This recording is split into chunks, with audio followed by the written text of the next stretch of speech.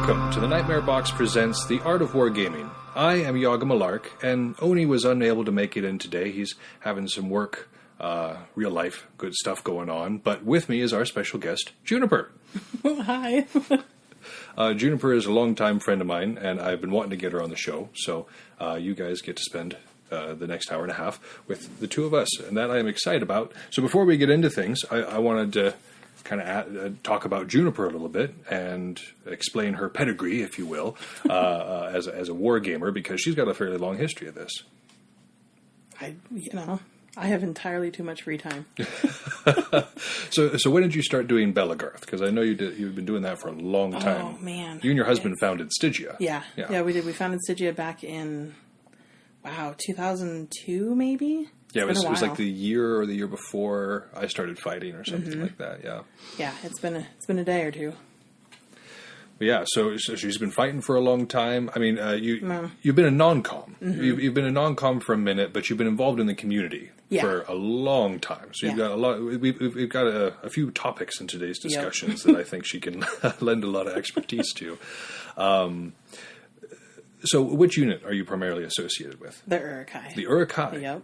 So apparently we're doing profiles in Urukai, because the last guest we had on was Kaji, and now we've got you. But, I mean, the Urukai is a Stygian tradition at this point, so it's not that surprising we would have so many you fine folks on. Right.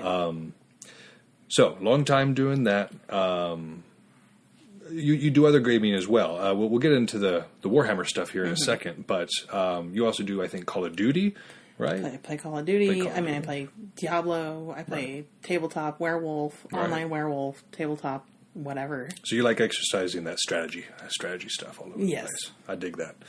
So Juniper, I love the fact that you have been so dedicated. You only recently started working with your second army, but for the last for as long as you've been involved in Warhammer, you have played Necrons, baby. Yeah, just Necrons. Yeah. I just started collecting armies. I've got like 7 at this point, and I know your husband has quite a few. Yeah. And Alice, everybody else in the club, like we've all got like several armies. Yeah, you guys are all loosey-goosey. You've just been dedicated. You just have this like, I don't know, I appreciate that. It's I like them, so that helps. Word.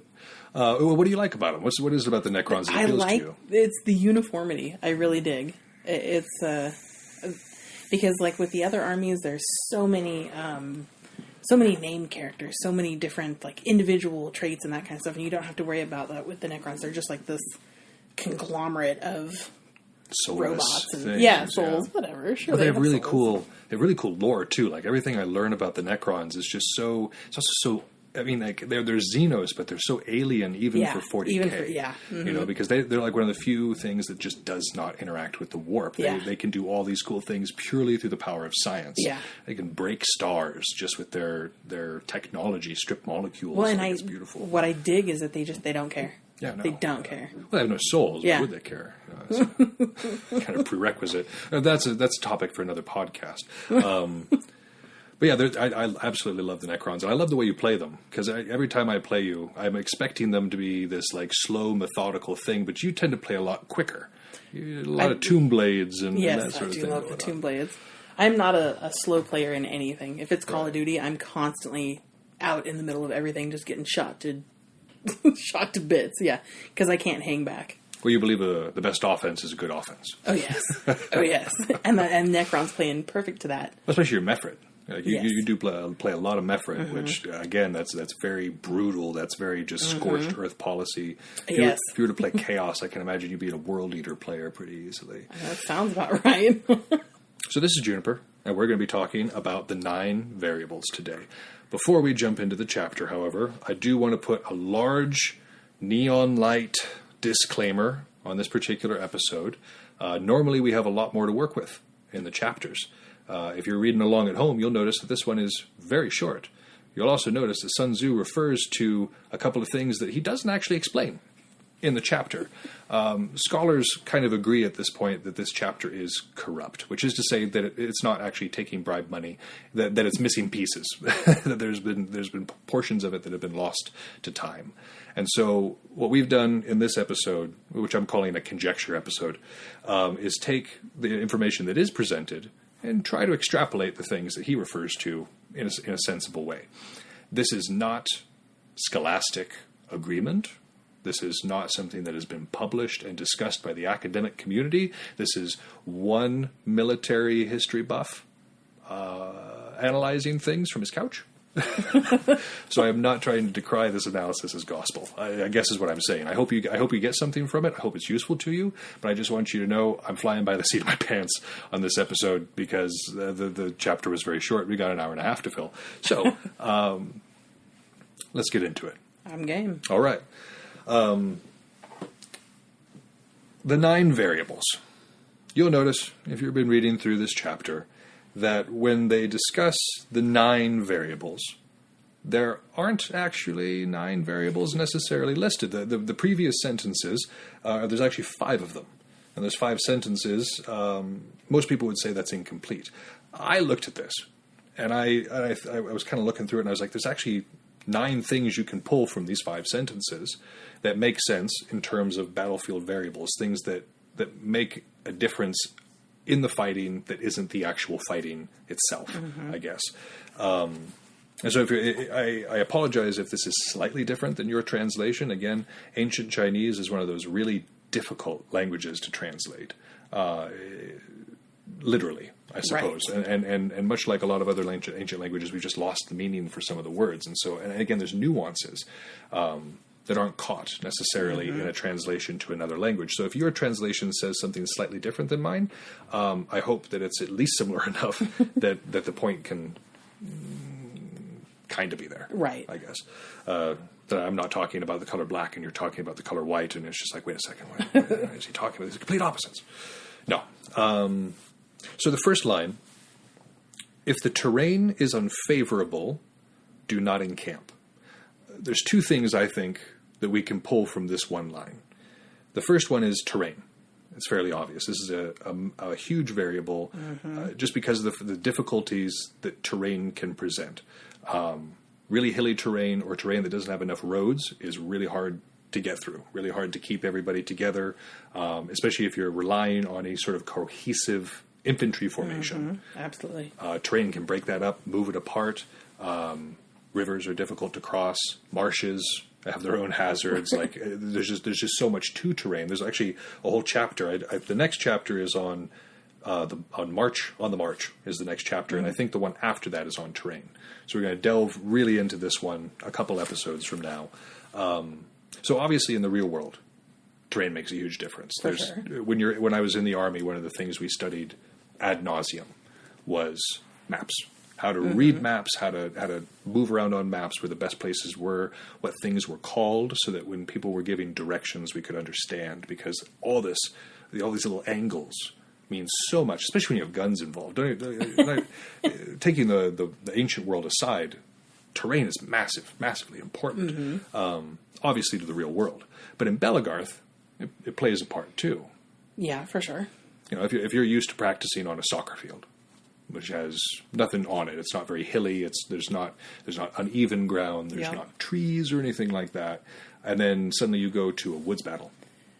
I've seen people run into trees. Yes. Oh yeah, because you're not used to paying attention to it. You know, if you're used to fighting around. I know when we first started fighting here in Stygia, your property over by the river. We'd go into the woods over there. And so some of my first stuff was doing woods battles and having to be conscious of where trees were, because they can take you out. Yes. A branch pile is just as hazardous as a sword is. Yes. So that field awareness that you have to have fighting in that type of terrain might not come as naturally to somebody else. Again, the uneven terrain, if you're used to fighting on an incline, if you're used to fighting with rocks, if you're used to fighting with brush, you're going to have a massive advantage in that variable over somebody who doesn't. So in Belagarth, or even like the SCA, Amtgard, Dagorhir, any of your fighting communities, this can play a huge part. What is the terrain? What's going on there? And kind of related to this, the second part of this passage, do not encamp. The location of your camp plays, it is a variable in of itself. You set up next to a marsh. and you lose 10-15% of your people to malaria. Yeah, absolutely. Right? Yeah. or whatever other bloodborne disease that the mosquitoes are carrying around in that area. You set up in a place that's too exposed. You have things flying away. You have fires starting because embers are spreading. And the other issue with the encampment, especially in the real world, is egress and ingress. If something is easily defensible, if it's something that's hard to get into, it is likely also hard to get out of. Yes. So that is something important to consider in terms of just maneuver and flexibility, or your ability to be tacked. That's the Masada reference. Yes. Yes.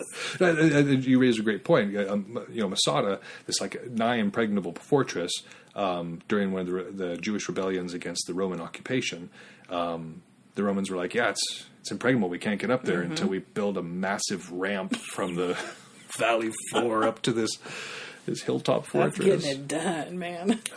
The Romans were really, really good at one thing, engineering. Yeah, they absolutely. had that down pat. There's a lot of other things about their military structure that you'll hear me come to criticize, but their engineering is without compare. There's no doubt.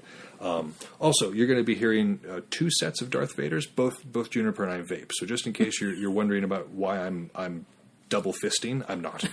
Juniper's here helping me out. I'm helping you out. We're just getting moisture in the air, keeping it nice and humid. I'm making it smell nice. That too. We're aerating. So this encampment, again, obviously very important when it comes to real life. A bit of a stretch on this one, but in the second Jurassic Park movie, the Ludlow is criticized by the game hunter that he has hired along on this expedition to hunt the dinosaurs. And he says, if you want my expertise, you can have it, but if you set up on a game trail, you are a buffet. For sure. Or something like that. I'm misquoting it, which is like a trademark for me, misquoting things. But that's kind of the idea. And it's the same idea with anything else. If you're in the wilderness, those are things you need to consider. You need to consider that even for just picking somewhere to host an event or have practice. Oh, exactly. Yeah. Yeah. So even you're taking it to that, to the Belagarth idea, where you're having practice, that could be in camping because you're putting stuff down. You're making that your camp for the time. Where to have events, that's huge. And then once you get to the event, where are you camping? You might be like, I want to camp down by the creek because it's going to be that nice white noise. Well, it's also going to be a lot colder at night. You didn't come mosquitoes. Prepared. And mosquitoes. There's a higher spiders. Water. Also spiders. Found that up at the last Chaos Wars I went to. I had so many bites on me. You need a yurt. I do. I mean, that's true. I also need the money for a yurt. Somebody send me money for a yurt, and I'll absolutely have a yurt. Malark needs money for a yurt. I'll just live in a yurt. I mean, that'll just be my domicile. They're pretty awesome. They are so awesome. So this encampment thing, huge deal for Belagarth, like we've been saying. Also, I'm reminded of, I think it was my second or third Chaos Wars. We were not mindful of where an underground bee nest was. Oh, no. Do you remember when Slag stepped in the bee nest? No, I don't. Yeah. Maybe I didn't go to that. Oh, dude, yet. It was so funny. He and I had just finished talking. We were up late partying that night, and he was going back to his tent, and I was laying down, falling asleep, and I just heard him screaming across camp, and I figured he had done some slag thing. Yeah, totally. Yeah. And so I just kind of went to bed. That's what friends are for, man. So I'm a good person. But there are other people around. I could hear other people talking to him. He wasn't alone over there. And I was tired and drunk. But I wake up the next morning and he's sitting there in camp and his leg is just, it's gnarly. It is red and swollen and angry and looking at me like it owes me something. Or I owed it something. And I'm like, what happened, dude? And he's like, where he set up his tent, there was an underground beehive or something that he had stepped down into and gotten swarmed. That is so appropriate for him. It is. It absolutely makes sense. He's lit himself on fire with a campfire more times than any other person I know of. Most people once, and they stay away from the campfire, but he just walked through campfires, Oh, man. No, that was one of the big things with some of the Chaos Wars, is like where you put your camp, because how drunk are you going to be that night, and how hard is it going to be to find the bathroom? Right. Yeah. Right. How many tiny bridges you're going to have to walk across to get to the bathroom? Yeah. How far are you from feast? How far are you from the field? Yeah, these are... Yeah. That makes a huge difference. And made camping spots very valuable. Oh, yeah. I mean, like, at that one site that we had for the longest time. Silverbell? Silverbell, yeah. I remember... Like even like we were one time I was going there with Slag again. We're talking about this guy Slag, and we were just going at a breakneck pace because we were supposed to be the vanguard. We were supposed to be the first ones on site that particular year, so that we could claim the Uruk-hai site that was in the very back part. Like it was really. If you hadn't seen it, I'm sorry, we're talking about this fantasy place that only exists in legend now, but it was like the perfect Belagarth site, and it nestled in the back was the perfect camp area that the Uruk-hai were religious about acquiring. We did a lot of work to clear that place out, too. Right. Yeah. You had some ownership of the space, too. Yeah, no doubt. So where you're camped can be a huge deal in terms of how pleasant or easy the event is going to be for you. In same terms with a tournament, I'm sure... if you're in a hotel room, are you with other people? Is it noisy? Did you bring snacks? Did you bring socks? Did you bring underwear? Like, how far is the closest Walmart? How far is the closest Walmart? How far are you from the actual? Like, how far is your hotel room or wherever you're staying from where the tournament is taking place? These things are factors, and they can be factors in you arriving and your readiness to be able to meet battle. Yeah, because the more you're focused on that kind of stuff, the less focused you are on whatever your goal is for the game. Yeah, I mean, all Monday, like before we do these recordings, I'm just sitting here with my books, and like any distraction, I'm just kind of like, Like Court knows that I'm basically useless on Mondays because I'm just trying to like just soak in as much as I can. I get very focused. So yeah, that focus it's very crucial, and the campaign is a big part of that. Comfort and ease of access. Yeah, it makes a massive difference. Yes, it does. So moving on from that, the second line has three things that I found in here that are actually big variables in what's going on in a battle, whether it's real or fake. If roads and communications are good, make sure of allies, is the line.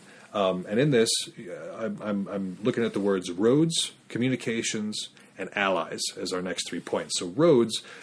kind of extrapolating on that is just logistics in general. When I was first being trained in the Army, I was attached to a transportation company, and I got to see firsthand I was a transportation management coordinator. Okay. So I was basically helping plan convoy routes, where everything was going to be situated. That was all part of my training. And so I got to see Army logistics firsthand, and I came to realize just how important it is. I mean, like, it's not something you think about. You think, when you're thinking of war, you think of the glorious battles. Right. You think of the fighting. You think of these last stands or whatever. But what's most honestly important a lot of the time, it seems, is getting the persons and getting their weapons and their food and the equipment they need to where it needs to be. Yeah. Logistics is a massive part of what I came to appreciate it so much more when I was working with the Transportation Corps. So obviously, in a real world situation, this makes a huge difference. People got to eat, people got to sleep, people got to move from one place to another, and they have to do so in a timely fashion. You don't want things crashing into each other. You don't want traffic jams. So planning all that stuff, there's a mathematical precision that comes to it. Absolutely. Even just in the real world, but event-wise, Belagarth-wise, it's just as real. It's just as important. And Juniper has helped run Stygia before and has run Chaos Wars before. So when we're talking about event and realm logistics, I think I might need to turn over the airspace to you for a minute. It is wildly important. Like, even just for something like Chaos Wars, when you're trying to host an event that you want people to go to, it's important to, like, it doesn't do us any good to have Chaos Wars in Montana. We are so far away from other people. So yeah, we have roads here, but they're really far. Right. So you put it somewhere in the middle, like Idaho and that kind of stuff, and you're going to see your the population of people come is going to be much greater than if you put it somewhere up, like in Montana. Because the logistics of getting there is so much easier. Yeah, it's great for me. I'm right here, but everybody else, it sucks. It's like a 16-hour drive, Through mountains, and narrow roads along rivers that don't have proper guardrails. Or guardrails at all. Or guardrails at all, yeah. It's Montana. You kind of take your chances. But that was wildly important. And then it was other things like, are there places close enough that they can have porta potties and service them in a reasonable amount of time? Are there places close enough that we can get food? Booze. And booze. Yeah, you're not kidding either. Haley, Idaho, where we used to have that Chaos Wars at Monty Bell Ranch, they loved us. They loved us coming in because I think we tripled their GDP. I think so. Every time we came in, their liquor stores and their hardware stores, camping stores, all their grocery stores would just stock up. What's the restaurant place there? Snow Bunnies. Yeah. Yes, that place. Yeah, Snow Bunnies. They loved us. Yes. Yeah, they call in all their, I heard a story, I don't know whether it was true or not, but it was a really cool story to hear that, before Chaos Wars would happen, that they would call, all their relatives in and be like, we need you to come and work this week because these nerds work up an appetite. Well, and those of us who were helping to organize the event, we would call the grocery stores and stuff like that and let them know in advance that we were going to be there for this week. So, so maybe have more ice, maybe have more logistics. Liquor. Yeah, more logistics is wild. And most people wouldn't even know that. If you've been attending Chaos Wars all that time and you weren't a part of the planning committee, you just show up and you're like, oh, cool, they've got extra stuff. You don't know. You don't know the planning that went into that, but that was absolutely necessary. Yes, for it really is. Enough food. And then even at the event itself, the logistics of who's doing what, where, who's running the field, who's running the tournaments, who's teaching classes, who's doing weapons check, there's so many different logistical things going on. Yeah, making sure stuff is going to overlap, but you have to pick and choose, which things are okay to overlap, and then even just down to the nitty gritty details of camping, who needs electricity for their CPAP machines and that kind of stuff. It's really interesting to run a large event like that because you, as a regular attendee, you do underappreciate the amount of planning that has to go into something like that. It takes a lot more. That was a very stressful year for me. This is part of the reason why I suggest that everybody should volunteer for at least an hour a day at every event they go to. If everybody did that little amount, your event coordinators would sleep so much easier at night because many hands make light labor, and there's so many different things going on that you could be a part of. Yeah. If you're not into weapons check, you don't like being hit. That's cool. Yeah. You could do troll. You don't like talking to people. I would be very good at troll because I'm good at talking to my friends. I like having people on the show. But after about 15 minutes of talking to people I don't know, I'm bored. Done for. And I'm done. I want to go read a book or something. So that's not where I want to be. But when I am able to volunteer, I do weapons check. Right. Because that's where what I can do. That's one of the ones I've never done is weapons check. Weapons check and heralding are the two things I like to do because they're the two things that I feel qualified for. And I really recommend that if there's something that people are interested in and you're scared to run something like that, volunteer for it anyways. Oh yeah. Because the people who've done it before will help you figure out how to do it. Oh, sure. Yeah. Especially if your event coordinators are worth their salt. They want you to be there, so they're going to show you how to do a good job. They want you to do a good job. So these logistics that people don't even think of. Again, when people are thinking about war, you're not thinking of the supply caravan or the cooks, but they're just as important as the bullets. Yeah, even something as small as the mail. Oh, yeah. Yeah, that was something that was morale boosting. Well, that comes in, I think, in the next section. Oh, am I jumping ahead? You're jumping ahead a little bit. You're preempting, but that's okay. I like your enthusiasm. But yeah, so even on a personal level, when you're looking at an event, how are you personally getting there? How are you getting your gear there? How are you getting your food there? Are you bringing your own food or are you going to a kitchen? How is the kitchen doing its thing? What other things do you need? What medications do you need to be there? These are the logistics are a huge variable. And if they're not, I've had people who have had their events ruined because of bad logistics, because they couldn't get a ride figured out, or they couldn't get food figured out, or even a sleeping place or something like that. If you don't have these things figured out ahead of time, you're gonna have a bad time. Yes. Absolutely.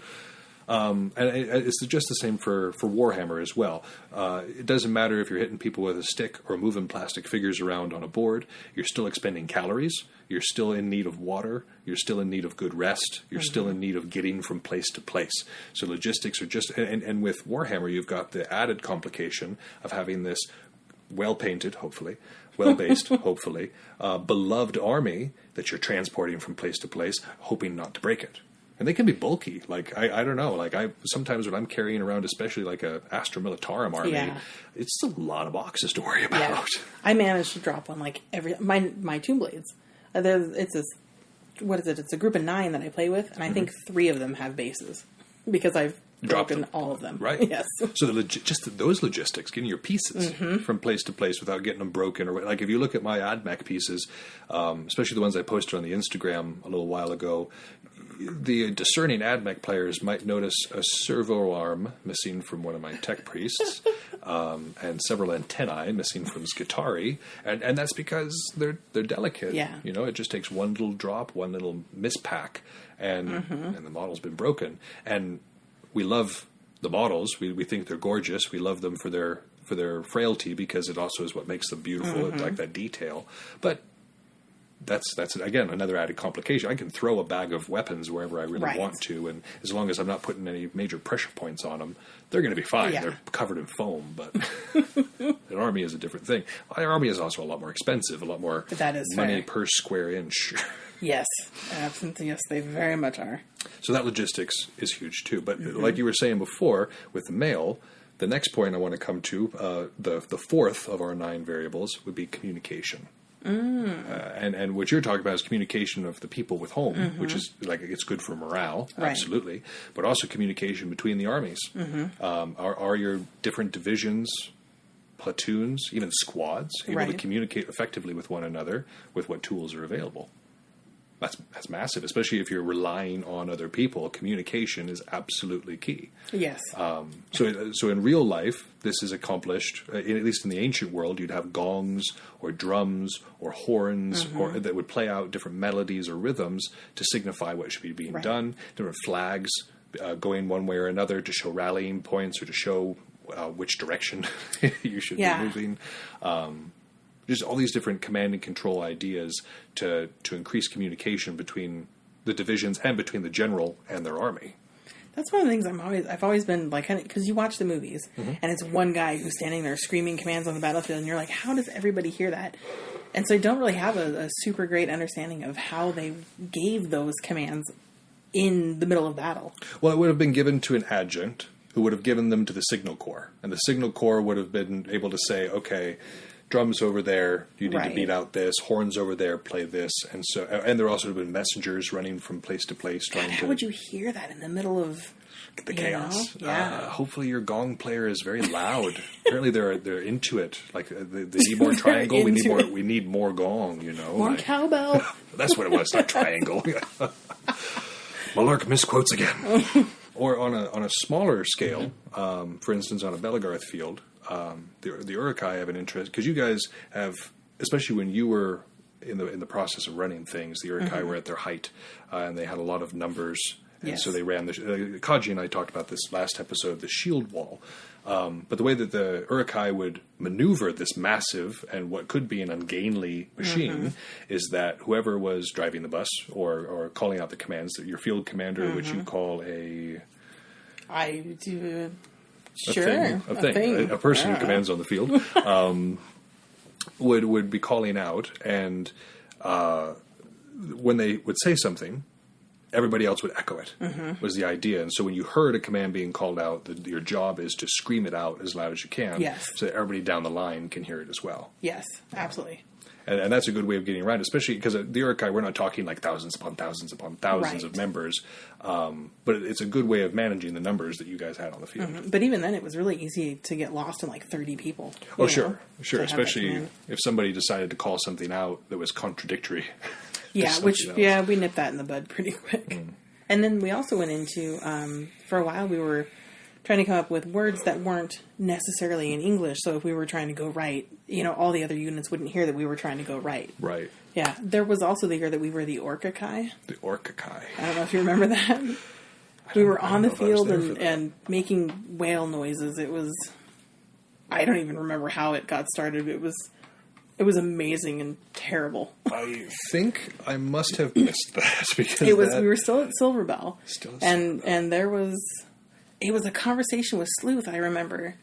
That's, I don't know, something about whales. And everybody just started making whale noises. And then we were out on the field and we just all started making whale noises. And it just threw everybody off. Like, the whole field just kind of stood there for a second and was like, what is going on? I must not have been there. Oh, it was amazing. Particular event. The Orca Kai. The Orca Kai. Because I remember, like, Cedric Wills it and all that. It was after that. It was after that, okay. Yeah, it was after Team Red Rocket, yeah. I think also my tendency to just kind of sit in camp and then fight and then sit in camp and then fight, I miss out on some of these things. You could not have missed, I could have like, missed 40 Urukai mooing like... Mooing like whales? It was not singing. Brain like? I'm going to go with mooing. Mooing. It was... Well, a bray is a moo. It's just a fancier way of saying it, I think. And that's donkeys. Donkeys bray, yeah. don't they? That's right. I don't know my farm animals. So yeah, well, I mean, whales aren't farm animals, but, you know. I don't know what they're... It's whale song. Yeah. We were not singing in any form that you want to equate to music at all. But it was amazing. So you're Dory speaking whale. Yes. Yes, okay. Yes. Is that way? I think Angus started doing that at one point, and I remember being like, why is he doing that? It's effective, but, like, it's interesting. So maybe he picked it up there. And that could be. Or maybe he just realized it was an effective strategy. I don't It's know. also Angus, so it's kind of up in the air. It's also Angus. There's a reason he's an orc player. He's very well suited to orcs. Oh my gosh, yeah. If you're listening, Angus, I would love to play you again. Play me.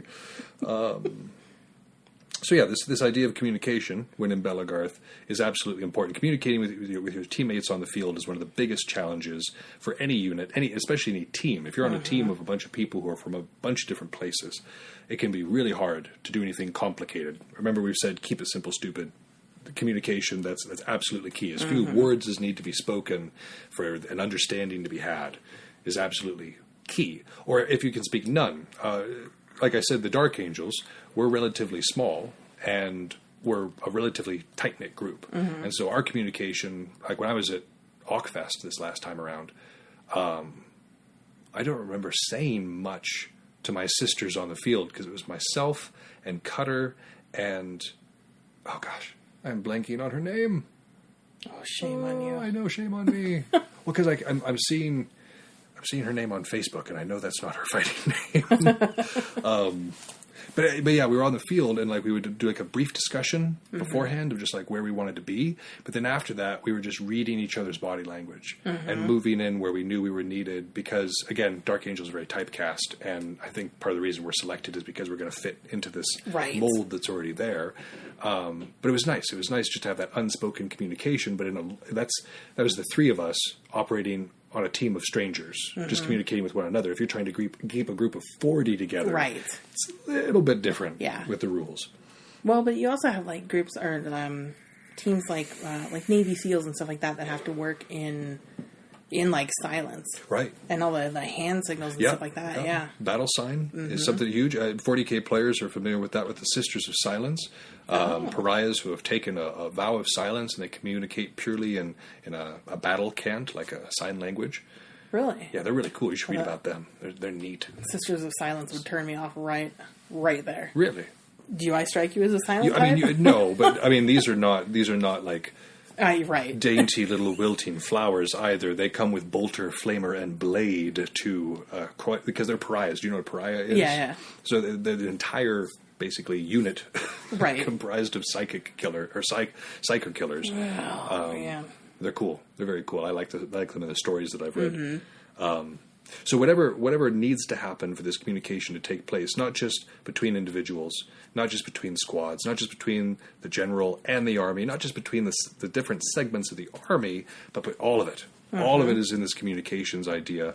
It's a little bit less important, I think, in 40K because your units respond exactly how you Right. move Unless you're them playing a to team do so. game. Unless you're playing a team game, in which case you need to be communicating with your teammate on what you should be doing. Yeah. Or there's also team tournaments where people will go in and fill certain roles and still just do one-on-ones, but it'll be within the team is judged together. Oh, really? So you want to make sure that you've got certain types of armies in there, so you have a diverse group of players, so that because the way I was hearing it, at least the one that I was learning about, was that the team captains get together and basically decide the matches. Okay. And so if you've got all the same type of army, there's going to be certain matchups that aren't going to be favorable. Right. But if you bring an Altar Flyer list, a Night Spam, Right. and, I don't know, a Death Guard, a Typhus-centered list, you've got a lot of different options there that your team captain can kind of slot you in. So this communication beforehand, practice and communication, Right. these things, absolutely key. For absolutely sure. important. Yeah. And then and also communication with your opponent. That's another thing that I don't think that we touched on in Belagarth or in any sort of honor-based martial art type thing where you're fighting like that. You need to be communicating with your opponent as well, because if somebody throws a shot and catches the fabric of the sleeve near your elbow, but catches it in such a way that they think they got your elbow, and you don't say anything, you just keep fighting, that person is going to think of you as a cheater. Yeah. They might report you to the heralds as a cheater, when really you weren't. So if you had just told them garb or light or whatever the terminology might be where you're from to signify that the shot wasn't good and that that's the reason you're not taking it, that is a huge weight off of people. Now, don't overuse it. Again, if somebody gets you square in the back and you're like, light, well, I don't want to play with you because you're mean. But for everybody else, there's two people that I think do it amazingly, and they got me on the path to doing it this way too, where they call every single shot, right. Even if it's not light, they'll still say arm or shield or even sword. And this is the Hobbit and Achilles. Okay. I noticed them doing it at a Chaos Wars years ago, and I was like, that is brilliant. Right. Because now even if it's like obvious, it's like on the sword, but if you're in the habit of calling absolutely becomes everything, second nature, yeah. becomes second nature, and you're able to communicate very effectively with your opponent. And I don't think anybody has ever accused those two of cheating. Right. At least not the time that I've been active. They're upstanding fighters, and part of that reason is because of good communication. Yeah. There's no misunderstandings between honorable opponents. Right. Absolutely. And then good communication with your heralds, making sure that they know what's going on. Archers need to be communicating with their teams, like all that good stuff. And then it's the same thing in 40K. Like, if I'm just sitting there rolling dice behind a screen, and then I'm like, okay, roll. Right. You got 3 hits. Or take 3 staves. Right. That's not good communication. I'm not telling you what modifiers I'm using. I'm not telling you what numbers I'm looking for. I'm not even telling you what numbers I have. Right. I'm not. So even if you're not cheating, that can lead It can feel like cheating. It can feel like you're being deceptive for no reason. So clearly communicating what number of dice you're rolling, what number you're looking for on those dice, what the results were, letting your opponent see all that before you move on to the next thing. Besides, it's always kind of awesome to be like, I'm going to roll 30 dice of damage at you. Right. Well, and it's also, I like it in the Black Lotus sector because the majority, like all of our games, even the ones done for tournament, are just fun games. Yeah. We're just getting together. We're a group of pals who enjoys playing Warhammer together. And so there's always this gambler's thrill of being like, will I make the roll? But it's always more fun when somebody's watching. I mean, like, if you're watching somebody do craps at Vegas, it's usually with a bunch of people around them that are, like, cheering and, like, participating in that suspense. I love the crestfallen look on someone's face when I'm rolling Tesla weapons, and I'm like, look at all my 6s. It's just so much more satisfying. It really is. To be like, if you cry a little bit, that would help. Right. Yeah. I'll try to tomorrow when you're Teslaing the bejesus out of me. I will try to roll 6s. I'll be telling you guys next week how bad Juniper kicked my butt in this game. Hopefully. So yeah, this communication between opponents, because again, you're not actively trying to deceive them as to the rules of the game, and making sure they know what faction you're playing of the army. So if you're playing Necrons, making sure they know what you're playing Mefrit, what that means. You're playing Altiok. You need to let your opponent know what that means. That's why we do the intro in the beginning of the game. Yeah, that's all part of this good communication. So there's none of these misunderstandings that make the feel bads, and then the feel bads make a bad game, and That's what nobody wants. We're doing this to have fun. We're doing this to relax. I'm way too lazy to like table flip. So I'd appreciate if you guys would just not upset me. But you're not practicing with a tire in your backyard? Where is your CrossFit? Do you even lift, bro? Do you lift? No, I don't. Dost thou even lift, brethren? Unnecessary. So again, yeah, this communication, and in wargaming, is especially important here because again, this is going to make sure that you're thought of as a good opponent. You're going to get invited back. Your opponents are going to speak well of you. These are all good things. Honor itself, in this regard, is its own reward. So that's communication. And then the third one that I pulled out of this particular sentence was that last word, allies. Allies are a huge variable. As a little bit later, we're going to talk about the Battle of Chancellorsville. So anybody who already knows, you know why this is going to be kind of the focus, this allies idea. But your allies being where you need them to be, when they need to be there, doing what they're supposed to do, is a huge variable. Because there's nothing that says that they actually will. You could be depending on someone to be backing you up, and then they don't. Or you could be depending on an archer to be giving you suppressing fire, but they don't. Right. So this communication, or this allies, is its own thing altogether because humans are humans, and they're not altogether predictable. Somebody might be really reliable 99% of the time, and then one time out of 100, they don't show up where they're supposed to be. And if that one time out of 100 was the clutch moment that they were supposed to be there, that's a big deal. People can also turn sides. I remember, we're talking about a lot of Urukai history, I guess, this episode of the last, but my very first Chaos Wars, and obviously I bear no ill will toward the Gelf at all, because again, these are foam games, and this was ancient history at this point. Ooh, did you hear that one there? Yeah. Ooh, that was my back, y'all.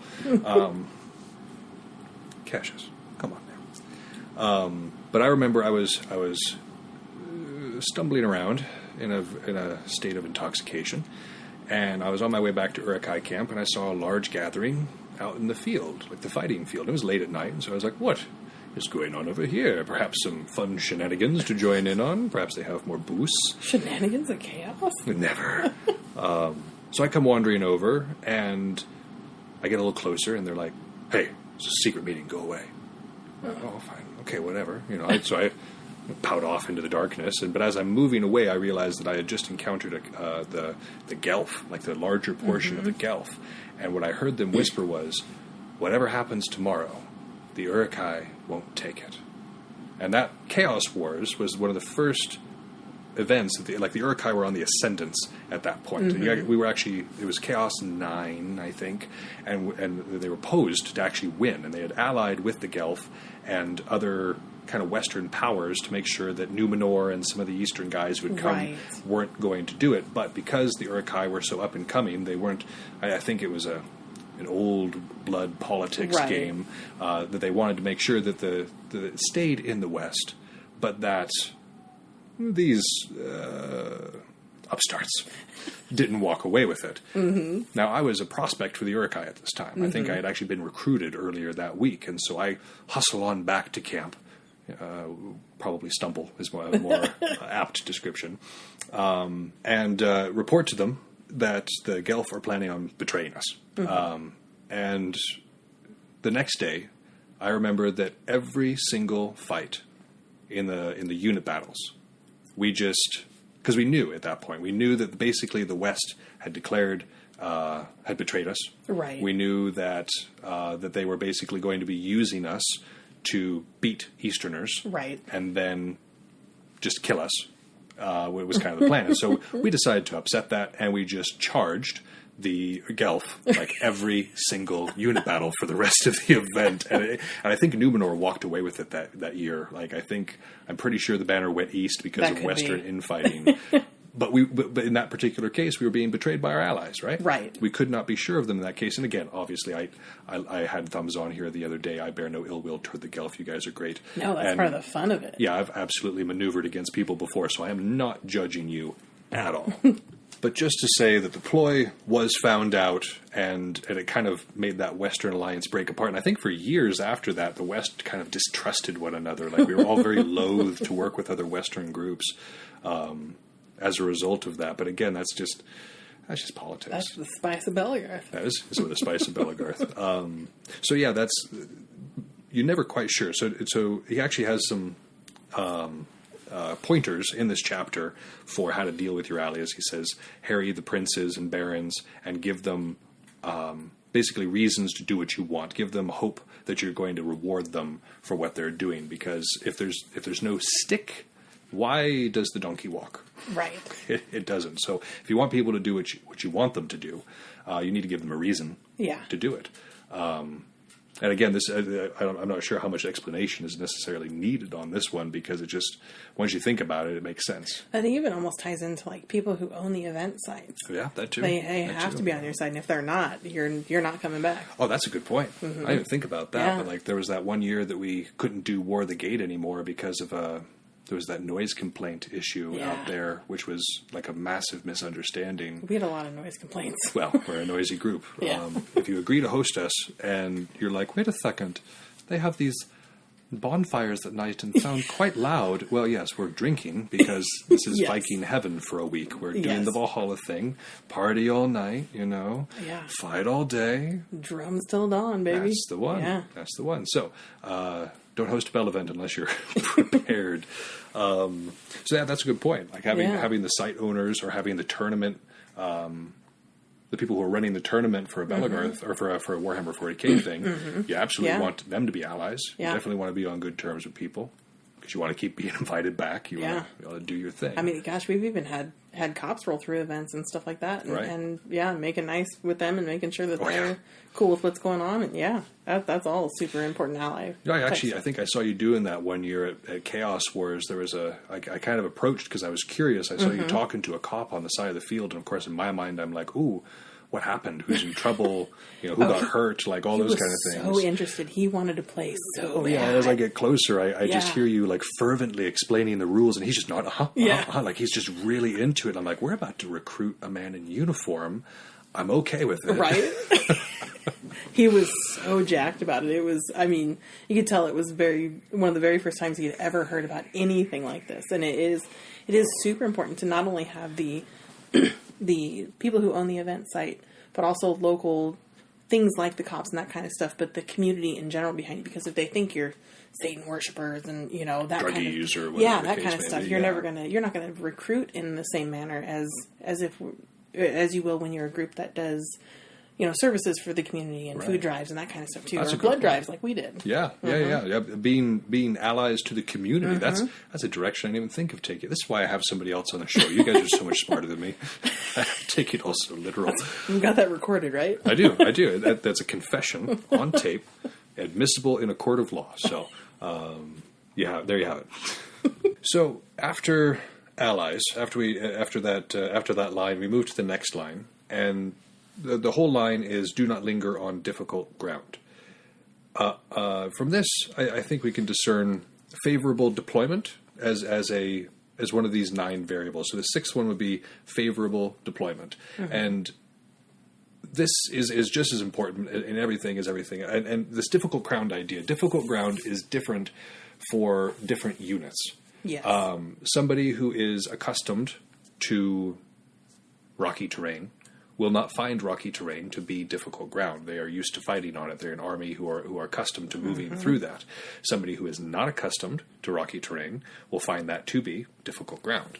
In the same fashion, if you're not used to fighting in a line and a unit or a field only lends itself toward close quarters line fighting, you're going to find that ground to be very difficult as well. Yeah. Chariots have a hard time with bogs and marshes.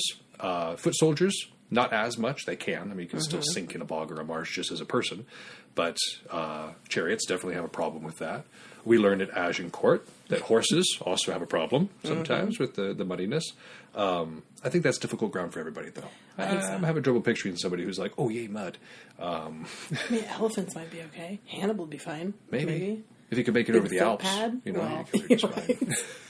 He can do whatever he wants. That's true. So this idea of difficult ground, you have to be thinking about the other things as well. The logistics, difficult ground, that makes all that much more difficult, makes communication more difficult. So this favorable deployment, being in an area for the battle that is favorable, again, it's subjective. What's going to be difficult ground for me isn't going to be difficult ground for you. If I'm playing my orcs and you're playing your Necrons, and we have a wide open field with very little terrain, that's difficult ground for me. Yeah, I'm super okay with that. But you're pleased. You would not call that difficult at all. That's like beaches of Normandy, baby. Right.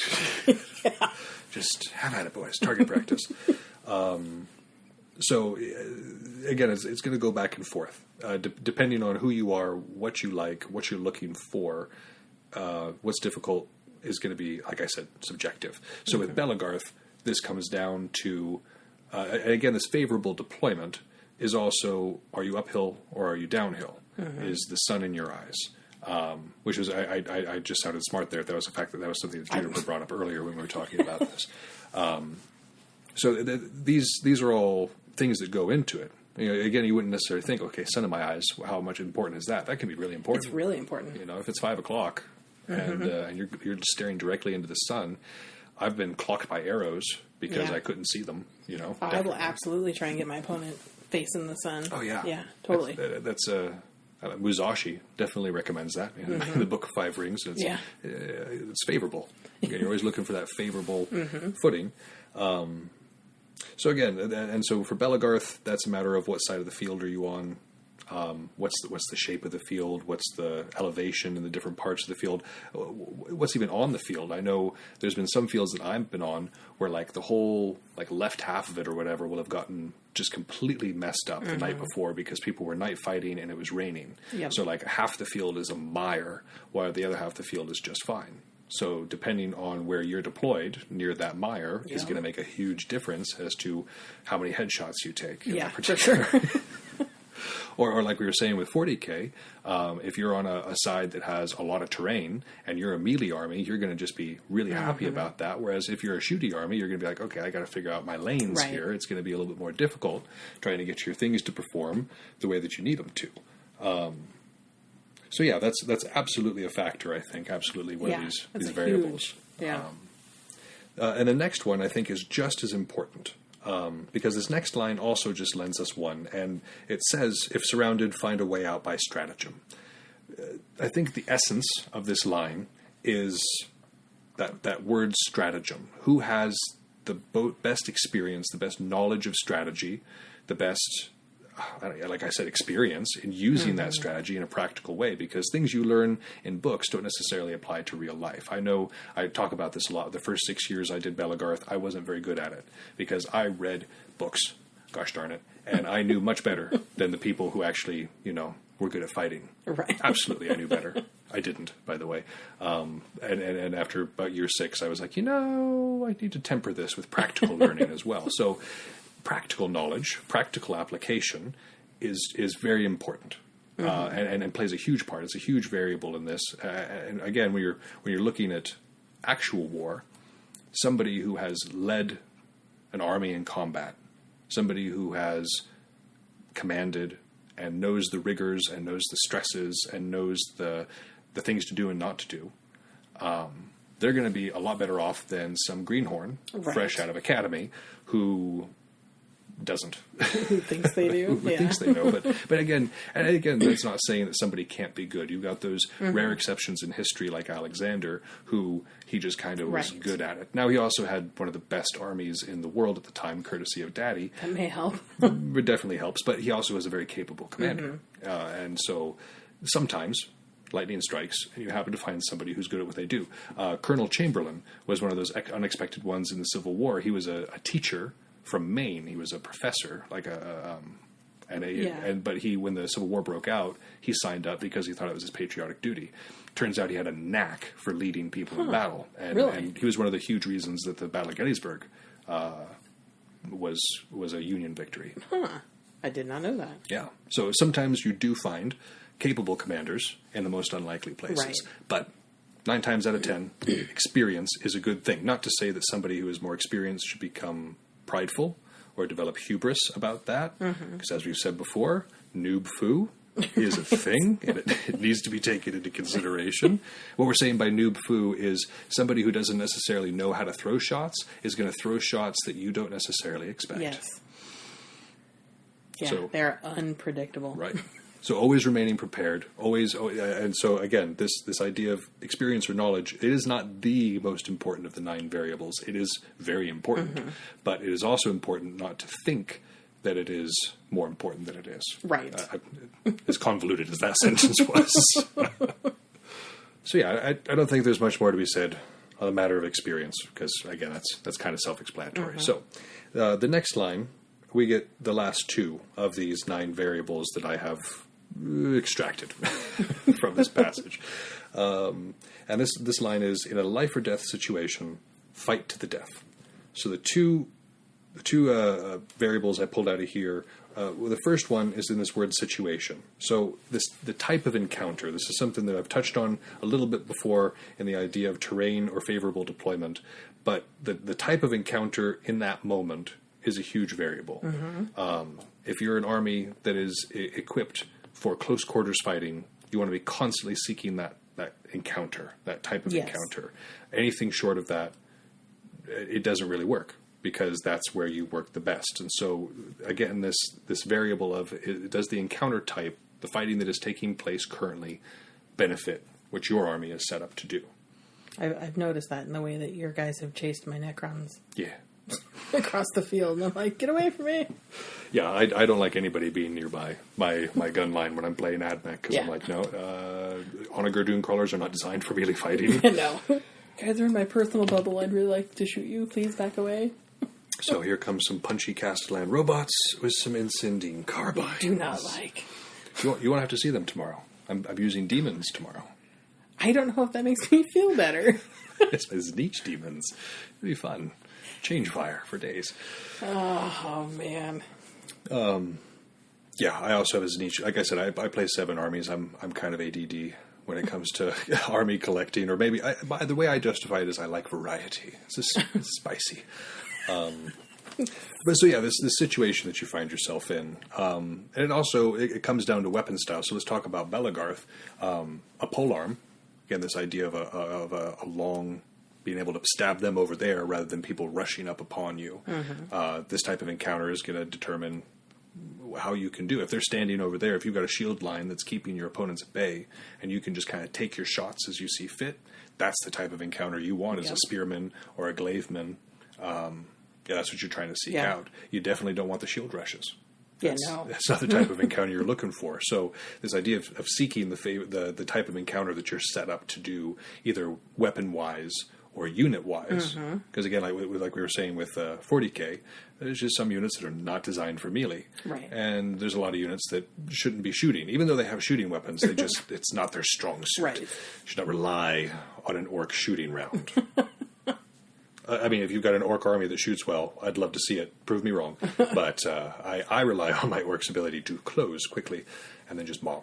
Yeah, I don't like that either. That's the encounter I'm seeking. For sure. That's the encounter you're trying to hold off at that point. So, and then this last part, the 9th variable, is something I'm calling mortal morale, and it comes from that last part, fight to the death. But it's, are your troops willing to stand their ground? Are they willing to fight to the death? And in real battle, this can make all the difference. We saw in the battle of, I'm going to kill this again, Legano. No, I think I got it that time. Don't ask me. It was in one of our previous episodes. At that particular battle, if you remember, the infantry stood their ground against a cavalry charge. They did not falter. They did not break. And that gave their cavalry time to wheel about and strike the opponent cavalry and drive back the Holy Roman Empire. That's what kind of ended up happening there. So their courage in the face of death, this mortal morale, absolutely spared them defeat in that particular case. Again, we're going to be talking about one particular battle in the Civil War, but all throughout the Civil War, you see this case played out in both ways, people breaking and kind of leading to a defeat, or people holding their ground. For instance, the battle of the Little Big Top, during the Battle of Gettysburg on the Little Big Top, where Colonel Chamberlain was. He absolutely, they held their ground there, and that held that flank. And so that was a huge deal.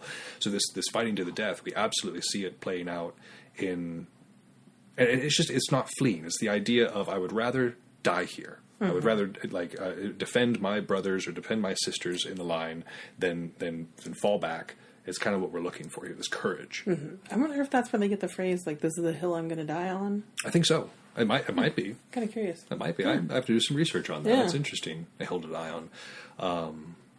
Yeah. Yeah, I don't know. I'll have to look into that. So in Belagarth, you obviously were going to respawn. So you would think that people would not be that afraid of dying. But I see people running all the time. All the time. And I'm not saying that there's not a tactical reposition. If I'm on the left flank, and I honestly practically can see that we are going to cave, but if I can grab 2 or 3 other key players and shift to the right flank, that we can then use that to our advantage and move back through and use those numbers, that's a tactical repositioning. Right. You know, you're trying to you're falling back, but to win the battle. Strategic. What is it? Strategic retreat? Strategic withdrawal. Withdrawal. Yeah. That's okay. So that's not what we're talking about. We're talking about running away. We're talking about becoming intimidated by your opponent and then turning and running. And this results in usually one thing, and that's being killed in the back while running. Yep. So honestly, in Belagarth, the better of these options is to stand your ground and fight. Like, honestly, just make them fight on your terms. And sometimes you can really pull something off. There's been times in Bell where I've been like, you know what, I'm dead. It's me versus the last 5 people on their team. Yep. They're all good fighters. I'm just going to give a good showing of it. And then because I was focused on my fighting, I happened to beat all 5 of them. I wouldn't have gotten that if I had been running away. Yep. Or I had a game on For Honor last night that ended the exact same way. I had a moment with my Tiandi character where it was me and the last 3 people of the other team. Both of our teams were breaking. I knew my team had broke. I didn't know theirs had broken. So I was just going out there to, die with a flourish. Dying glory. or something. Happened to kill my 3 opponents and won it for my team. Yeah. If I had just sprinted around and waited for one of them to blindside me, I would not have gotten that victory. Yeah, that's how I have the most fun in Call of Duty. Is right. I am out to die. I know I'm going to die every time, and I just go. And it's so much fun that way. But if you take it into a 40K context, that's what I love about the Necrons is because death is not final. They are fantastic with their. And in 40K, this factor, this mortal morale, is represented by a number, your leadership score. So like you say, the Necrons are like 10 across the board. Yeah, they start at 10s. Yeah, they don't care. Yeah, they don't. They don't watch their buddies die all around them and just be like, meh. Well, then not only that, but they'll come back. It's fine. Right. Probably. Right. And they don't have souls anyways, so it doesn't really matter. So, so that there's that. That's an absolute. It's one of the few things you can absolutely measure in 40K would be this idea of this morale or leadership being something before somebody breaks, before they can run away. In Bell, it's a bit more subtle. But it's still just as important. Yes. So again, facing death, making sure that because again, you can't win. You can't win if you've already given up. Yeah. So you have to, even to the last, try to exploit every advantage you possibly have, because it's the only way to achieve victory, especially on the real battlefield where it's life or death. I'd say it's got to be hard as a commander to commit other people's lives to that level. I think it takes you have to care about your troops enough to take care of them, but you have to be detached enough to commit them to battle, which is something that people can die in. Yeah, it's that's a hard balance to walk. I was a specialist. That's as high as I got in the Army, so I never had to command nothing. I organized the library and was one of the kings of the motor pool. That was it. That was it. Ain't nobody died on my watch because ain't no bullets flying. Yeah, right. So those are the 9 variables, I think. Yeah. As we could extrapolate. If you saw other 9 variables there, feel free to email me. I'd love to see your perspective on this because again, this is not gospel. This is not meant to be. These are what Sun Tzu meant by the 9 variables. This is my guess. This is my educated guess. Having some fun with it. So the next thing I want to talk about is the 5 advantages, which is also something he doesn't talk about. But I'm wondering if maybe he was referencing one of the other 5 advantages. So I looked through the rest of the book and found other, what would this be, quintuplets of factors, advantages, things that were organized in fives that could kind of make sense here. And then I also thought of 5 advantages that might suit wargaming specifically. Right. The first one, I look back in episode or chapter 1, he was talking about the 5 decisive factors. And if you recall, that was moral compass, which is to say that the leader is in alignment with their troops on where everybody's supposed to be. Their troops are willing to die for the leader because they believe in the cause. Everybody's on the same page. The leader is good and is doing good for their people. Moral compass. Mm-hmm. Heaven, which was the things you can't control. Climate. Which way the birds are flying, like what type of weather is going on. Like heaven itself is like the indiscernible factors that are going on. Gotcha. That can change. Terrain, obvious. Right. What that means, it's the actual terrain that you're fighting on, and then the general themselves, and then lastly, regulation. Are the men unified in purpose? Do they know the right commands? Okay. Does everybody know where everybody's supposed to be? Is there a good regulation to the army? Mm-hmm. If you say, I need you on the left flank, can they get to the left flank? Is that infrastructure in place? So that was from the first chapter. And then in chapter 3 or episode 3, he talks about the 5 keys to victory, which are knowing when to fight and when not to. Definitely a key to victory. Knowing what to do with superior and inferior numbers, because you're not always going to have the best number. Again, this presents in 40K, like we said in episode 3, in terms of like if you're using a Space Marine force versus Tyranids. Right. The number differential is going to be huge, so you got to know what to do with those numbers. Holding officers and men in united purpose. Again, he kind of touched on this with the moral compass and the regulation idea, but that everybody is on the same page. Everybody is moving towards that discipline isn't too rough, that rewards aren't too much, like that everything is everything that is the way it needs to be. Careful planning to catch the enemy unprepared, which I just love the cadence of that sentence, but again, that also important, key to victory. And then the last one is a skillful general given free rein by their ruler. And we're going to see all these factors at Chancellorsville when we get into that. The next place, I found 5 of these, by the way. So when we get to the end of this, there are 5 different sections of these 5 advantages that I found because I like numbers. There's the 5 factors of deployment that we talked about in episode 4, chapter 4. And those were scoping, measurement, calculation, balancing, and victory. And if you want more detail on that, you're going to have to go back and listen to chapter 4, because there was a lot that went into that one. And then the last one that he talks about was in the last chapter, chapter 7, which were the 5 masteries, which was mastery of the devious, mastery of the morale, mastery of emotion, upper hand, and circumstance. So these are all things that we already covered that he might be referring to. As these 5 advantages. It might just be a different way. It could be something that was lost from the text, something that was corrupted and just wasn't there anymore. But for wargaming, I kind of extrapolated from these 5 key advantages for wargaming. And the first one is gear or list, which is what are you bringing? For Bellegrim, if you're bringing an old dag sword, which is to say blue foam on PVC, put together with a little bit of DAP. Or a lot of DAP. It is not going to move as well as something that is on a fiberglass core that has been like a shaped foam that has been put over it. Like they're just not going to move the same. They're not going to have the same finesse. They're not going to have the same control, balance, any of that stuff. Absolutely. So the gear is huge. What kind of clothes are you wearing? Are you wearing clothes that are appropriate for it? I see people out there with garb that looks really cool, but I look at like the way it moves, and I'm like, that's not practical garb. Well, or you can overheat and all that stuff too. You can overheat too if it's not the right fabrics. Linen people, it's a good thing. So gear is huge. Gear is one of these advantages that can give you that leg up when you're doing any sort of field fighting, whether it's SCA, whether it's Dagger here, Amtgard, Belagarth, whatever. Your gear plays a part in that. At least if it's a skill-based game. If it's a completely role-based game where it's like a rock paper scissors decide who wins. Well, sure. Your gear can be whatever you want it to be. But if your gear actually plays a part, then it is absolutely an advantage. The better gear is definitely key. On the Warhammer side of things, the list that you are bringing, what units do you have available to you, that is absolutely huge. If you don't have any Lords of War, and your opponent does, I'm not saying that they are going to win, but they're gonna win. well, not always. Like my last game with Kaji, I had a Lord of War. He didn't. He won. Really? Yeah. Yeah. He brought a lot of tanks.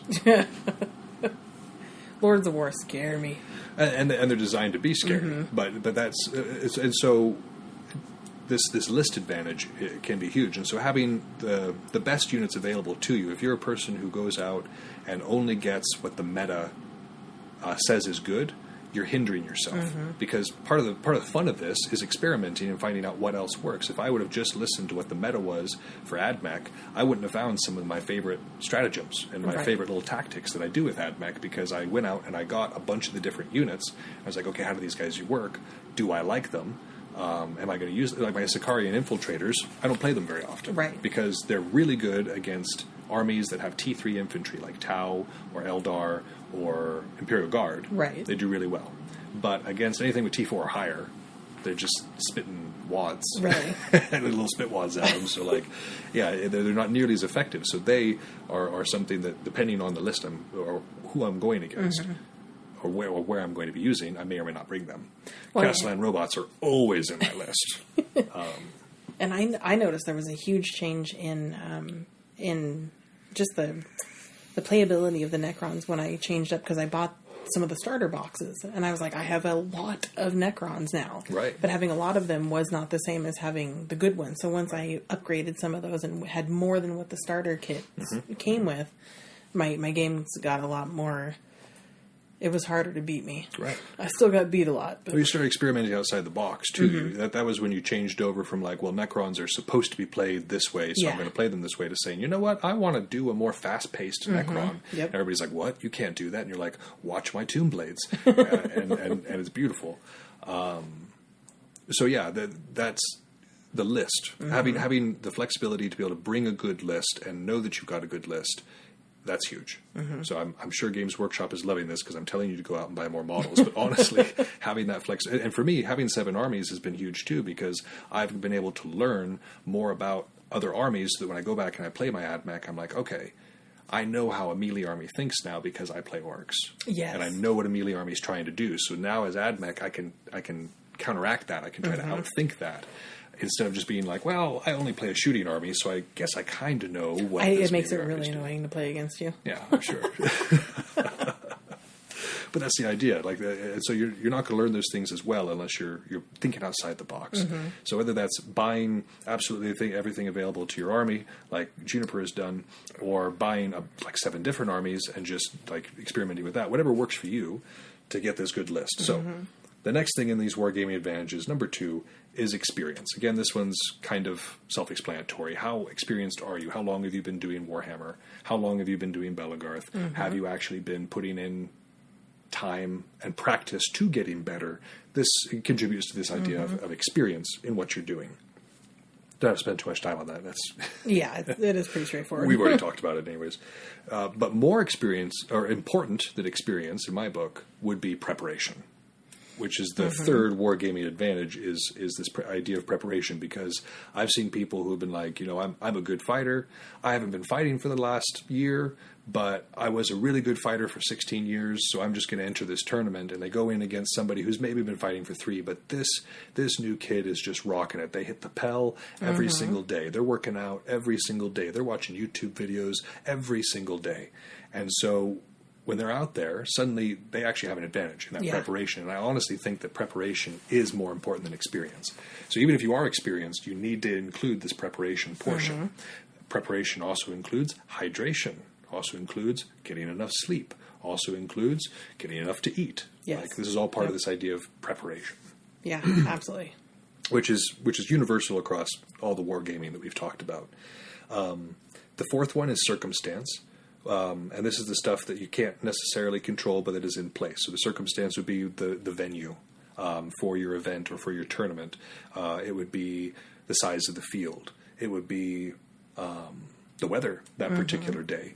These things are all kind of down to what the circumstances of why or what you're fighting, and even the game type. So even in Warhammer or in Belagarth, what the game type is, what your objectives are in the game. Is it just kill the opponent, or is there a lot of other things that need to happen for you to be able to win? These are important advantages to have if you've got a handle on these circumstances, you know how to react to it. Mm-hmm.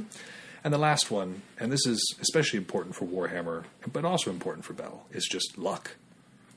Dice luck, you know. Did you happen to get first round? If you got 2 shooting armies, first round is important. Yes, absolutely. If you've got an army that melee or that deep strikes, that first round is important. And then just every individual dice roll there on out, because all dice are a dice roll. Some days you just have a bad trend of dice luck, and some days you have a really good trend of dice luck. And that's just what it is. That's not something that you can do anything about. It's an advantage or it isn't. The superstition in 40K always amuses me, though, because like I have dice that they only get rolled for Necrons. And then, like, Kaji has dice that if he rolls a 1, he won't roll that same dice again. He'll roll a different dice. You know, right. It's funny. Right. But it makes a difference. It does. It does. So whatever you need to do to feel like you're in charge of luck, go for it. And then Belagarth, it works too. And not so much in, like, unit battles, because there's a bit more control over your teammates, but in fights where where they're just random teams, where you're put on a random team, the luck of the draw of who you're with can make a huge difference. Yep. Whether that archer you got stuck with actually knows how to shoot or doesn't can make a huge difference, or any other position, you know. So, those are the 5 advantages that I think for wargaming would make the most sense. And then, real quick before we talk about the Battle of Chancellorsville. I wanted to discuss something that Sun Tzu actually did define in this chapter, something that actually did get laid out, which was the 5 pitfalls that can befall a general. And he warns that if you see a general who is lost, you can look at one or more of these reasons as to why that occurred.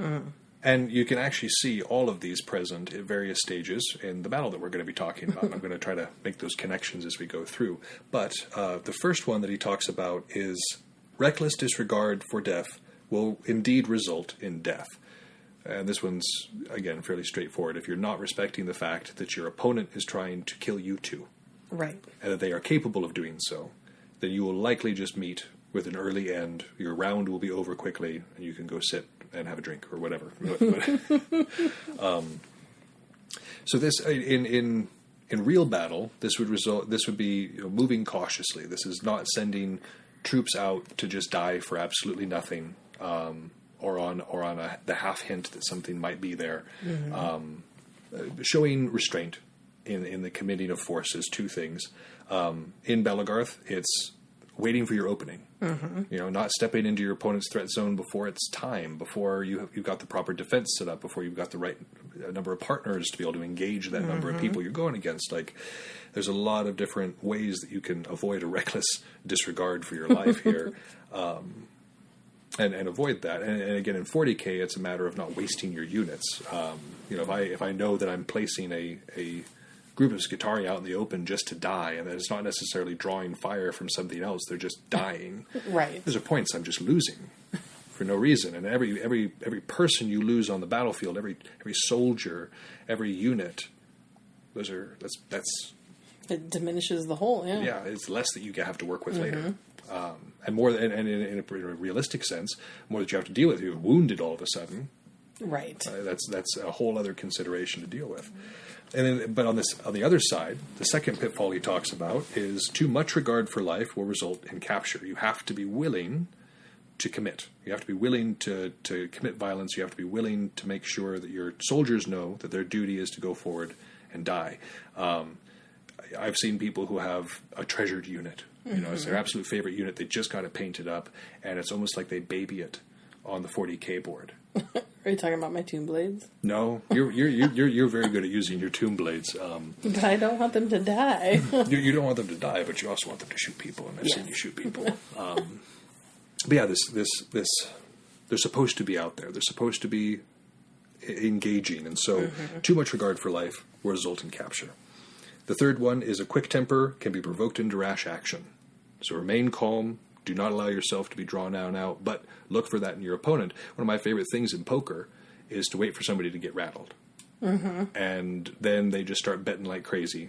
And you can really command the board if you keep your keep your head in the game. It happens in Belagarth and in 40K too. I know in 40K I've definitely seen people who something doesn't go their way, something early game, a little ruse or a plan that they had backfires on them, and then they get really bent out of shape. Right. And then they can't do anything for the rest of the game. It's like they're just, because they've been provoked. Yeah. Because suddenly they're just making these rash actions to make up for whatever. And And there's an art to smack talking too, to get people provoked, which is kind of... And I don't necessarily encourage smack talk on the show, but I do encourage mind games. And to try to draw your opponent out of their element. Or even moving in such a way. Like I like... Stuffing is in Belagarth. When somebody's throwing a shot and you block it so hard that it causes them to like take a step back. When you stuff the shot, like before it's even thrown. If you think about a shot being thrown, before it's past the apex, before it's past the outwardmost part of the swing, if you can hit it before then, that's what I call stuffing. And it discourages people from throwing an additional shot because you blocked it, like in their mind, before they even finished throwing it. Sorry, I've got an alarm going off over here. And so, that can discourage them. Right. But it can also discourage them into, or like make them be rash. They can suddenly just start throwing more shots, being like, "Oh, you blocked that way," and just get into it. Well, and we've done it a lot in Belagarth as a unit too, egging on another unit, like, "Come on, bring it on," kind of thing. And you provoke them, and then you stomp them into the mud. Right. Especially if you can get them to string out a little bit. Oh, that's nice. And this works in 40K too, like we were saying. So, try not to be the person with a quick temper, but the person who is capitalizing on their opponent's quick temper. The fourth one is a misplaced sense of honor brings only shame. We've ripped on Belagarth Knights a couple of times in this show. I love you guys. Those of you who take your dedication to service seriously and are good members of the community, I hope you take this as the lighthearted joking that it is. Those of you who aren't, you know who you are. But this whole concept of like knights not stabbing other knights or squires in the back in an actual field fight. Like I know there was a couple of, like when I first started being an apprentice, it wasn't required of me by Valis by any means, but I was kind of talked into practicing this by somebody who spoke very eloquently. And so I was on the field, and there was a couple of times where I spared the lives of knights or squires just to, at the end of the match, be outnumbered by exactly that many knights and squires and get stomped into the mud. So I'm sitting there being like, what lesson am I learning? Except that this is dumb. And you should take your victory where you can find it. It's war. Yeah. It's war. We're simulating war. And so if you see a path to victory, you take it.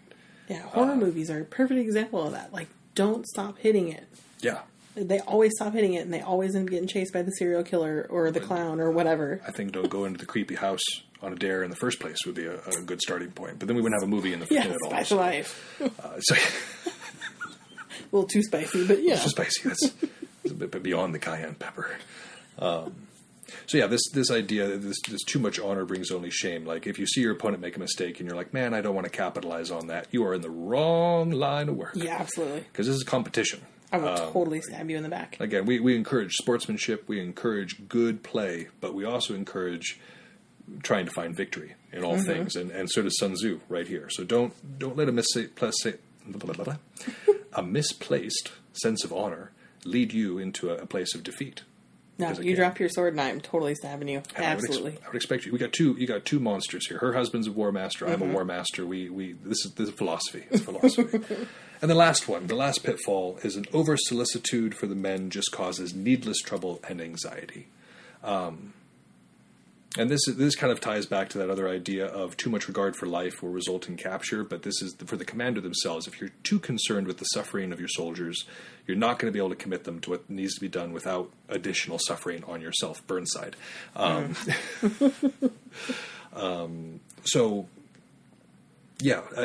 idea is to care for them. Obviously, if your men aren't getting the food they need, if they're being mistreated, if they're being worked too hard, they're not going to perform to their top advantage. So you need to care for your troops. And if you're not doing well by them, you're going to have higher desertion rates. You're going to have people not performing well on the field. That's not good. You don't want that either. But to worry too much about it is to worry about the whole point of this is to commit to the death. Right. You know, if I'm sitting there being like, I've seen this in units before in Belagarth where somebody will have a significant other who's in the unit, and they will like position them not in the front of the line. Like they may be a very significant force to be in the front of the line, but because they favor the person, they will position them elsewhere to keep them quote unquote out of danger. Sumatai would totally make me cannon fodder. I'm glad to know he lives up to his chain, because that's the War Master way. Yeah. But this might hobble the team if somebody were to be practicing this, or they may or favoring somebody over someone else. This over solicitude. The whole point of it is to be soldiers. Right. If you're in charge, you need to have that in mind. Whether they're your prized model or one of your prized unit members, their job is to fight and to kill and potentially die so that you can win. So there's the 5 pitfalls that you can see of falling generals. I think that's good for the meat and potatoes. What do you think? I think so. All right. Well, let's talk about Chancellorsville real quick. I've enjoyed talking to you so much today that we're going to run over just a little bit, but I'm sure Kristen will forgive me. Love you, Kristen. So Chancellorsville took place it took place between the 1st and the 4th of May in 1863, American Civil War. Just down the river, the Rappahannock, from Fredericksburg. So this is positioned time-wise between Fredericksburg and Gettysburg. So it's kind of that middle interim ground. Hooker has just been made General of the Potomac, or General of the Army of the Potomac, which is for the North. Lee, of course, is still in charge of the Army of Northern Virginia, which was fighting for the South. Now, Hooker inherited a largely static military condition. Lee had won quite handily at the Battle of Fredericksburg. And so he had a very good location on his side of the Rappahannock in Fredericksburg that he could defend from. A lot of good earthworks and cannon emplacements already set up. So he felt pretty good about that. Meanwhile, on the other side of the river was the Union Army trying to find a way to maneuver around Lee's force and get between him and Richmond. Because again, when you're thinking about real war, remember that logistics played a huge part. A lot of the maneuvers that you see generals and units doing in real war are to try to disrupt supply lines, try to disrupt communications. Because if you can get between that army and their base of operations, e.g. Richmond in this particular case, that means they have to fight you right there because they cannot allow you to get to Richmond, obviously. So, I want to talk a little bit about Hooker before we go into more of the specifics of this battle, because I think he's an interesting character in history. And again, feel free to stop me at any point if you have questions. Oftentimes our listeners will have questions if a guest has questions. So, just let me know and we can talk about it. So Hooker was a notably vain and overconfident man in a time known for vain and overconfident men. I mean, just look at the beards and mustaches. That's all you need to know about this. Yeah, he had a big one, bushy. So he was also intemperate. So he was very vain. He was very overconfident about himself. He was known for kind of sleeping about. Not that there's anything wrong with that, but when you're trying to maintain a certain presence in front of your men, to be seen as immoral in this way isn't necessarily a good thing. A fun fact. A lot of people attribute the name for a prostitute, Hooker, to this general. That is not the case. Oh, really? The term actually comes from an area in New York known as the Hook, where prostitutes frequented. I totally thought it was this guy. But his nature, this myth about it springing up because of his name, was because of his nature. The reason people believe that is because if it was true, it's wholly deserved. But he was also very attractive for his time. He was 6 foot, which was fairly tall for this time period. Good looking, well built. He had a way with the women, so he had no reason to not think of himself as awesome. And so I found that irony to be weird. So this ego of his was made worse when Lincoln promoted him. Now the circumstances of his promotion I found humorous as well. He will say that the reason he was promoted was because in 1861 he met with Lincoln and said, "Well, it's a nice little rebellion that you're having over here. I wish you luck with it. But if I had been there during the Battle of Manassas instead of those other generals, you would have done much better." And that Lincoln offered to promote him on the spot. That's what Hooker says. Now, again, we're talking about a very vain and overconfident man, so whether or not that's true, probably not. But he worked under Burnside for the longest time. Burnside was the last general who was in charge at Fredericksburg. Now, Burnside was the exact opposite of Hooker. Burnside second-guessed himself to a fault. If there's one trait that is absolutely lethal in a commander, it is indecision. Mm-hmm. Any decision is better than no decision at all, because if you're just sitting there in the middle being like, oh, gosh, what to do, you're being shot at. You're being shot at the whole time. You got to do something. Yeah. Really anything at that point. And so he was heavily critical of Burnside, and I am too. Like, anytime you hear me talk about Burnside, I'm no fan of Burnside necessarily. But the level of disrespect that Hooker was showing to his commander was extreme. It's so extreme, in fact, that Burnside called him out and said, "You have undermined me at every turn. You criticize me unfairly. You make it incredibly difficult for me to run this army because nobody wants to take me seriously." Oh. And dismissed him. Dismissed him outright, stripped him of his rank, and said, "You are no longer a member of the Army of the Potomac." The next day, when Burnside stepped down from his position, Lincoln elevated Hooker. Well, so who now thinks he's even cooler, right, than he thought before, because he's maneuvered. So he was a very ambitious man. He was all about the intrigue, all about the scandal. I mean, if you want a good biography, read yourself a biography on Hooker. It'll be well worth it.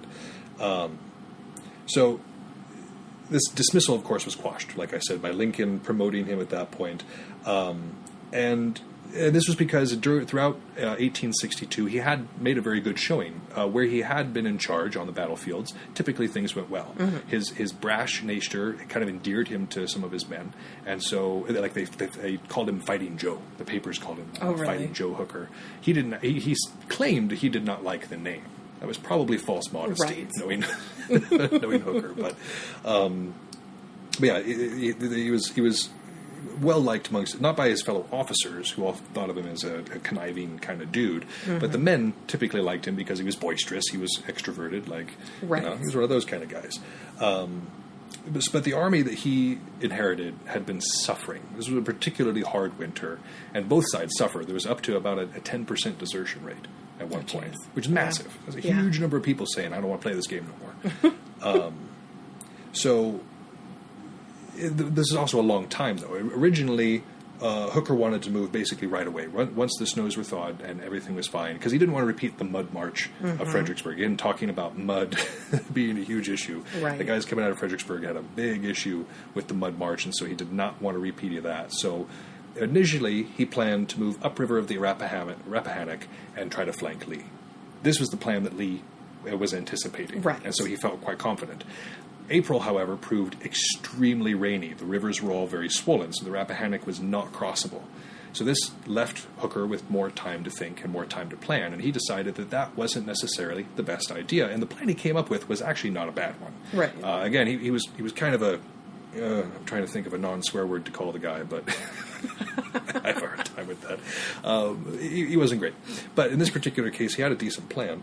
And the idea was that he was going to leave a small force across the river from Fredericksburg to make Lee think that he was still there.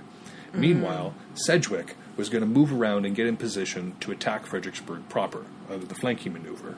While this was happening, Hooker's intention was to move around even further behind and get between Lee and Richmond.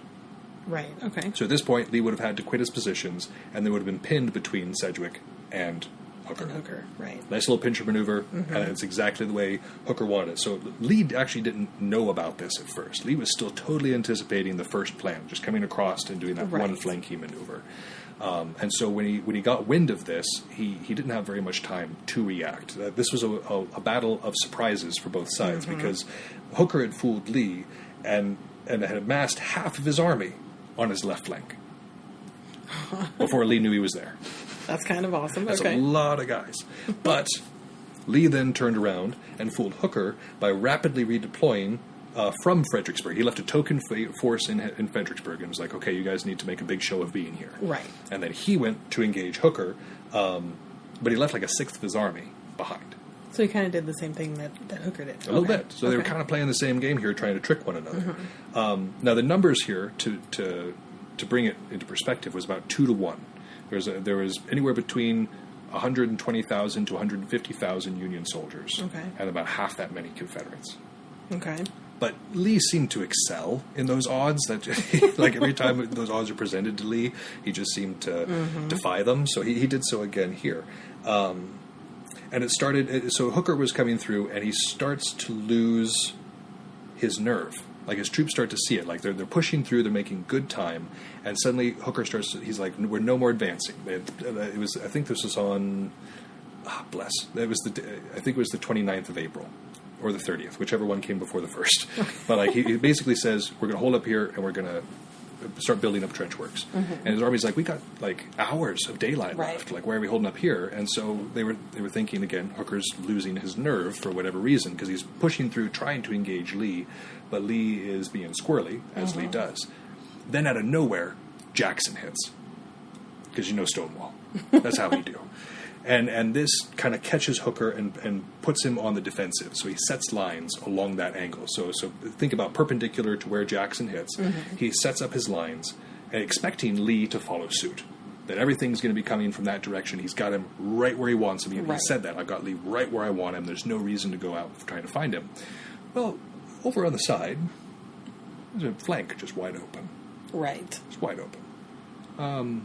And people commented on it. Meade, who actually would be the person put in command after this battle, was like, don't you think we should worry about this hole in our defenses? And he's like, no, I've got Lee right where I want him. There's no issues here.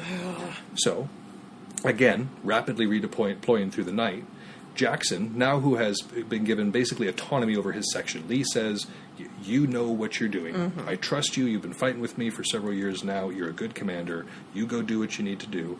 So Jackson rapidly redeploys with AP Hill, going around that left side, and the next day rolls them up. This is a term that we use in Belagarth a lot, which is rolling the line, but they hit them at daybreak when people are just starting to get out of their beds. And the way it was described was that at first they thought that there was 100,000 deer stampeding through the forest. Oh, jeez. Because suddenly the forest was just moving, and then suddenly that rebel yell starts coming up, and people were just scared out of their minds. And so this whole flank just collapses in on itself.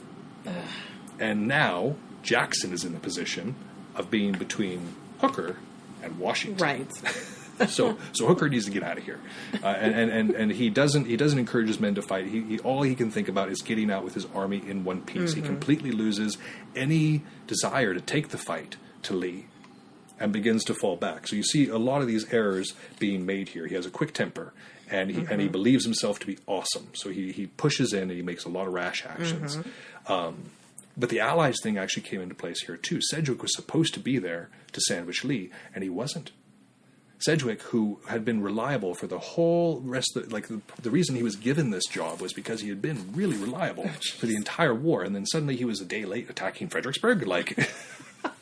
Why was he late? Don't know. Just was? Don't know. It could have been river conditions, could have been marching conditions, could have been, I don't know. And so it was one of those issues where again, Hooker was anticipating playing with about twice as many soldiers, and he didn't end up doing so. Yeah, that hurts. It does.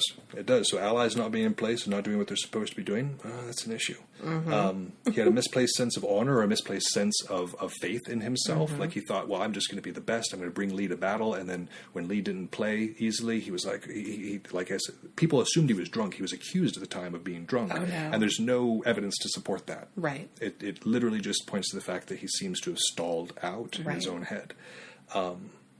But something unfortunate happened here. Speaking of allies, something unfortunate, because it was a very good victory for Lee, all things considered, except for one important factor.